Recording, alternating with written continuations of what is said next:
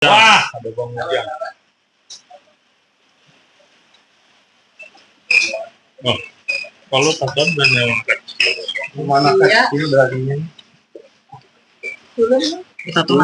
Satuan Reserse Kriminal Polres Metro Depok berhasil menangkap pelaku penganiayaan balita di Tajur Halang, Kabupaten Bogor. Tersangka berinisial IF berusia 26 tahun yang merupakan ayah tiri korban digiring di Mapolres Metro Depok pada Kamis 4 Desember 2025.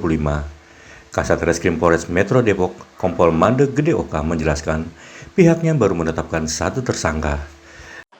Baik. Ya, selamat sore rekan-rekan. Assalamualaikum warahmatullahi wabarakatuh. Salam sejahtera, Om Swastiastu. Pada sore hari ini kami ingin lakukan doorstop dan menjelaskan perkara yang memang menjadi atensi publik, yaitu penganiayaan terhadap korban anak yang terjadi di Tajur Halang. Ya. Korban atas nama Medita Ataya, umur 4 tahun 7 bulan. Kondisi korban sangat memprihatinkan dan sekarang masih dirawat di Rumah Sakit RSUD Bogor. Jadi kondisi sangat memprihatinkan dan memang sampai saat ini kondisi kritis ya korban.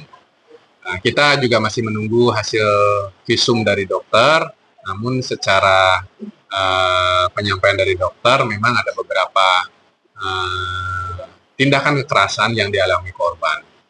Ada juga beberapa patah tulang yang dialami oleh korban atau si anak ini, yang kami dapat menyimpulkan sementara dugaan pelaku tindakan kekerasan itu dilakukan oleh ayah tiri korban dengan inisial IF. Jadi kejadian ini sudah berulang-ulang terjadi. Motif yang dilakukan oleh si tersangka ataupun ayah tiri korban karena kesal.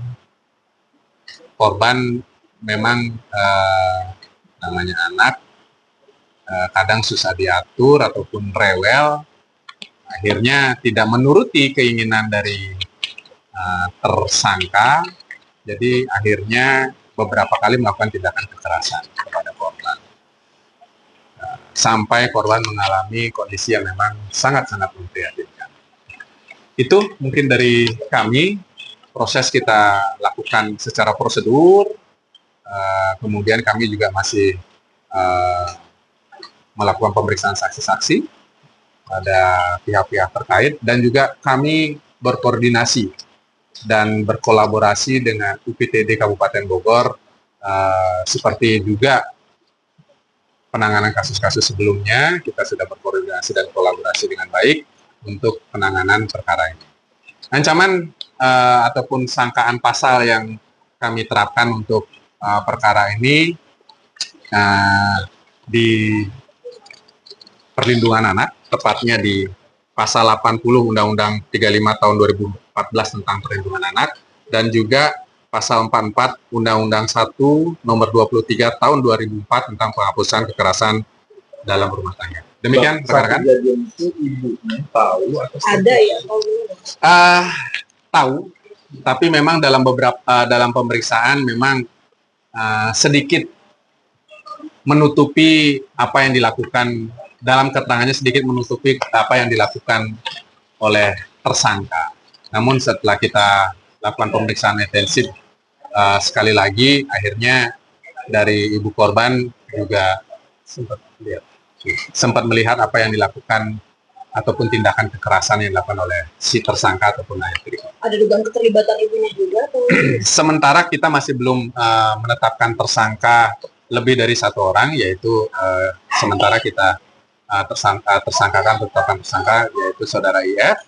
Namun kita perkembangan kita akan lihat ke depan. Terduga pelaku sudah diamankan. Terduga pelaku sudah diamankan. Sudah kita amankan.